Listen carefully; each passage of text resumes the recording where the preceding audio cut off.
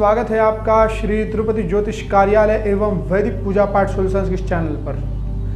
मित्रों, आज हम जानने वाले हैं केतु ग्रह के बारे में। केतु ग्रह आप नॉर्मल समझिए कि जिस प्रकार से राहु की उत्पत्ति हुई थी उसी प्रकार से केतु की उत्पत्ति हुई।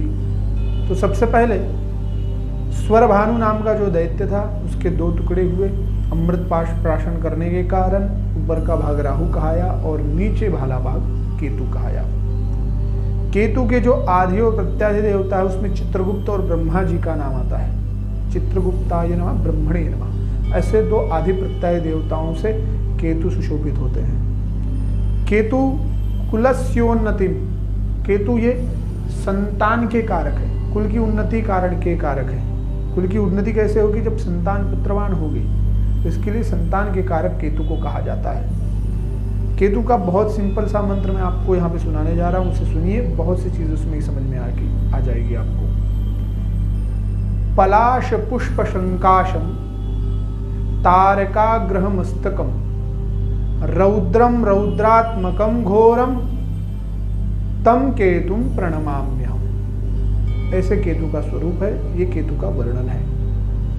अब केतु के नामों के बारे में जानते हैं मित्रों। केतु का नाम है ध्वजाकृत, ध्वजा के आकार के होने के कारण ध्वजाकृत। चित्रवर्ण अर्थात अलग अलग वर्ण हैं, इसके लिए उनको चित्रवर्ण कहा जाता है। सिंह के, जिस प्रकार से सिंहिका राहु का जन्म हुआ था सिंहिका से, उसी प्रकार केतु का भी सिंहिका से ही जन्म माना जाता है, इसके लिए सिंह के। स्थूल शरीर, स्थूल शरीर है, नीचे का भाग ही है और स्थूल है, इसके लिए उनको स्थूल शरीर। ऐसे चार नामों से हम यहाँ पे राहु केतु को पहचानते हैं, और भी अनेक नाम हैं जो कि राहु के पूजन में बहुत ज़्यादा प्रयोग होते हैं। तो राहु का इस प्रकार का वर्णन आता है। राहु ये संतान के कारक हैं, वीर्य के कारक हैं, तेज के कारक हैं। केतु, केतु इन सब चीज़ों को हमें देते हैं। केतु हमें संतान उत्पत्ति के एक प्रकार से बहुत बड़े कारक देवता माने जाते हैं। पितरों की कृपा होगी तभी केतु के अंदर सामर्थ्य होगा कि केतु संतान आपको प्रदान करेगा। आपकी कुंडली में जिस प्रकार से स्थिति होगी उस प्रकार से संतान योग होगा। जिस समय केतु का योग आपकी कुंडली में अच्छे से बनेगा उस समय, कभी कभी लेट होता है संतान में या फिर नहीं होती संतान, तो उसमें ज़्यादा टेंशन ना ले। ज्योतिषी के पास जाके, अच्छे विद्वान के पास जाके एक बार केतु की स्थिति को चेक करवा लीजिए। केतु की स्थिति अगर खराब होगी तो संतान कितने भी प्रयत्न करेंगे नहीं होगी, और अगर केतु की स्थिति अच्छी होगी तो संतान हो जाएगी। समय थोड़ा ऊपर नीचे हो सकता है। कभी कभी देखा होगा आपने, लोगों को 40-40, 50-50 की उम्र में जाकर संतान प्राप्त होती है, पहली संतान। तो इसके लिए केतु की स्थिति है, जब योग्य समय आएगा तभी केतु संतान प्रदान करेंगे।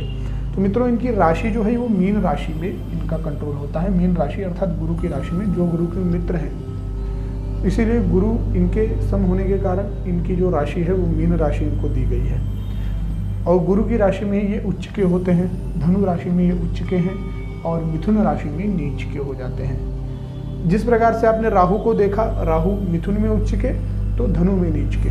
यहाँ पर आप देखेंगे धनु में उच्च के, दोनों एक दूसरे से विपरीत।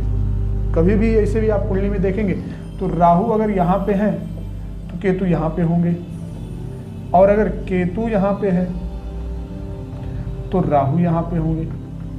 ऐसा इनका 1 2 3 4 5 6 7 सातवें स्थान पर, 1 2 3 4 5 6 7 ऐसे सातवें स्थान पर ही आपको केतु एकदम आमने सामने, राहु के सामने ही केतु मिलेगा या फिर केतु के सामने ही राहु मिलेगा। अपने से स्थान से सातवें घर में इन दोनों की स्थिति होती है। इसके लिए ये दोनों अपने इन राशियों में उच्च और नीच प्रभाव देते हैं। इनके मित्र ग्रहों के बारे में जानते हैं। तो जिस प्रकार से राहु के मित्र ग्रह उसी प्रकार से केतु के भी हैं। बुध, शुक्र और शनि, ये तीनों जो हैं राहु के मित्र हैं। और सम ग्रह जो हैं गुरु हैं, गुरु इनके सम हैं। और शत्रु ग्रह, शत्रु जो है सूर्य, चंद्र और मंगल, ये इनके शत्रु हैं। सूर्य, चंद्र और मंगल, रवि, चंद्र, मंगल, ये इनके शत्रु हैं। इनके साथ ये कभी भी कंफर्टेबल नहीं रहने वाले, चाहे राहु हो और चाहे केतु। दोनों भी ग्रह यहाँ पे आप देखेंगे कि अगर कभी चंद्र, राहु, चंद्र, सूर्य और मंगल इनके साथ हैं तो ये अच्छा फल नहीं देने वाले हैं। राहु अगर सूर्य, केतु अगर सूर्य के साथ है तो ग्रहण योग बन जाएगा, चंद्र के साथ है तो भी ग्रहण योग बन जाएगा, और मंगल के साथ है तो अंगारक योग बन जाएगा। तो ये कभी भी अच्छा फल नहीं देने वाले जल्दी हमारी कुंडली में, अगर ये एक हो जाते हैं तो। ठीक है, इनकी दिशा जो है नैऋत्य है। केतु की दिशा हम यहाँ पे नैऋत्य से जानते हैं। केतु जो है हमारी कुंडली में 7 वर्ष की विश्वोत्तरी दशा में रहते हैं। 7 वर्ष की ही विश्वोत्तरी दशा इनकी होती है। इनके जो नक्षत्र हैं वो अश्विनी, मघा और मूल। केतु के नक्षत्र और बुध के नक्षत्र, 2 नक्षत्रों को मिलाकर आप जानते ही हैं क्या होता है, विचार कर लीजिए। तो इन्हीं के नक्षत्रों को हम 27 नक्षत्रों में जो गंडमूल के नक्षत्र होते हैं उनकी उपमा देते हैं। तो गंडमूल के नक्षत्र में तो ये केतु के अश्विनी, मघा, मूल आ जाते हैं, और बुध के कौन से आते हैं, तो अश्लेषा, ज्येष्ठा और रेवती, ये नक्षत्र। तो इन नक्षत्रों को गंडमूल के नक्षत्र कहा जाता है, जिसमें कि 27 दिन तक पिता जो है अपने पुत्र का मुख ना देखे। उसी नक्षत्र में जब उसका जन्म हुआ है, उसी नक्षत्र में इस नक्षत्र की पूजा करके गौमुख प्रसव शांति करने के बाद ही अपने पुत्र का चेहरा देखे। ये शास्त्रीय विधान है। अगर इस प्रकार से करते हैं तो उस संतान के जीवन में कभी भी कष्ट नहीं होने वाला। गौमुख प्रसव शांति अगर आपने अच्छे से करा ली तो इन दोषों का, अर्थात गंडमूल के नक्षत्रों के दोषों का कोई भी आपको साइड इफेक्ट नहीं होने वाला। बच्चा जीवन में सुख समृद्धि में, अपने एजुकेशन में सब बहुत अच्छे से रहेगा। इसके लिए इन दोषों में अगर, इन नक्षत्रों में अगर जन्म होता है तो गंडमूल की शांति अवश्य करवा लें। मित्रों, इनका तत्व जो है अग्नि तत्व है। इनका जो रत्न है वो है लहसुनिया, जिसे वैडूर्य भी कहा जाता है।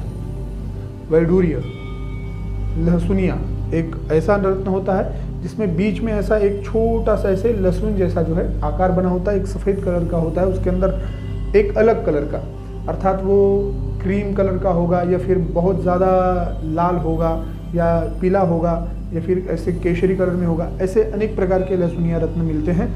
वो रत्न ये केतु का प्रधानत्व देते हैं। केतु की जप की संख्या है 17,000 जप करके, और केतु को प्रसन्न आप कर सकते हैं इसके 4 गुना करके, और फिर इसके दशांश हवन करें तो बहुत अच्छा फल आपको प्राप्त होगा। केतु का मंत्र है ओम केम केतवे नमः। इस मंत्र से आप भगवान केतु को पूजा कर सकते हैं, या फिर सिंपल ओम केतवे नमः भी बोलकर आप केतु को पूजन कर सकते हैं। और केतु के जप हवन करके और दशांश विधि करके, तर्पण मार्जन आदि करके, और केतु को वो सब चीज़ें अर्पण कीजिए। जीवन में सुख समृद्धि आपको प्राप्त होगी। और पहले आपने जो मंत्र है वो तो सुन ही लिया है, वो मंत्र भी आप जाप कर सकते हैं। पलाश पुष्प शंकाशम तारका गृहमस्तकम रौद्रम रौद्रात्मकम घोरम तम केतुम प्रणमाम्यहम्। इस मंत्र का भी आप जाप कर सकते हैं। इनका जाप करने से आपके जीवन में सुख समृद्धि प्राप्त होगी। केतु की वीडियो में हमने बहुत अच्छी चीज़ें आपको समझाई। आगे आने वाली वीडियोस और भी अच्छे टॉपिक पे होगी। अब हम भावों के बारे में जानने वाले हैं। तो मित्रों, अगली जो वीडियोस होंगी वो प्रथम भाव से लेकर और 12वें भाव तक का क्या वर्णन है इस विषय पे हम बात करेंगे। इसमें ग्रह की युति किस प्रकार से होती है, ग्रहों की फल क्या होते हैं, इस विषय को हम जानेंगे। हम इस ज्योतिष को एक प्रकार से फलादेश के लिए सीख रहे हैं। फलादेश अर्थात इससे हमें क्या फ़ायदा होने वाला है, क्योंकि मैं आपको डिटेल में ग्रहों की स्थिति कैसे बनती है, ग्रहों का निर्माण कैसे होता है, इन स्थानों पर ग्रह कैसे पहुंचते हैं, क्या ये सब चीज़ें बहुत डीप होती है, जो कि कम से कम 3 वर्ष का समय लेती हैं, और उन्हें हमें शास्त्री तक पढ़ने के बाद ही मालूम पड़ता है कि ये ग्रह कैसे बने हैं और ये क्या है। ज्योतिष कितना मतलब विश्वास करने लायक है, कितना नहीं है, और कितना लोग विश्वास करते हैं, इसकी तो हम छोटी मोटी जानकारियाँ देके आपको वैसे भी एक प्रकार से बता सकते हैं कि ज्योतिष कितना सही है और कितना गलत है। परंतु अगर बेसिक जानकारी होगी तो भी आपको जीवन में अनुभव आएगा। जब भी यह ग्रह की दशा होगी आपको उस प्रकार का फल मिलेगा, आपको लगेगा नहीं सही है। तो इसके लिए ज्योतिष में विश्वास करते हो तो चैनल को सब्सक्राइब कर लीजिएगा, वीडियो को लाइक कीजिएगा, शेयर कीजिएगा अपने मित्रों में। और आपको कोई कुंडली से संबंधित कोई समस्या हो, कोई भी दिक्कत हो, तो आप नीचे दिए गए नंबर पर फ़ोन करके अपनी अपॉइंटमेंट ले सकते हैं और अपनी कुंडली का मार्गदर्शन करवा सकते हैं। जय श्री राम, हर हर महादेव।